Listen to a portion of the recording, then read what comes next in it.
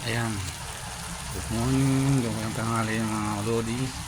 Magluluto nga pala ako ng tawag ditong gulay na to, ang labong na may hipon at saka saluyot. Ayan, kinataan ko yan mga lodi.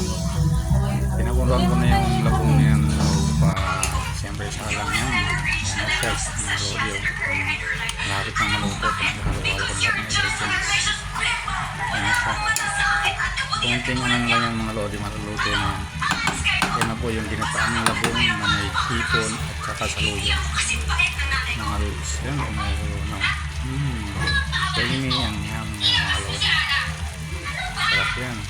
Ako nga may hilig sa gulay dyan mga lodi. Labas, ito na yung gulay na isa sa mga paborito ko rin ito eh. Labong na ginataang. Lalong may hipon. Okay guys, thank you for watching.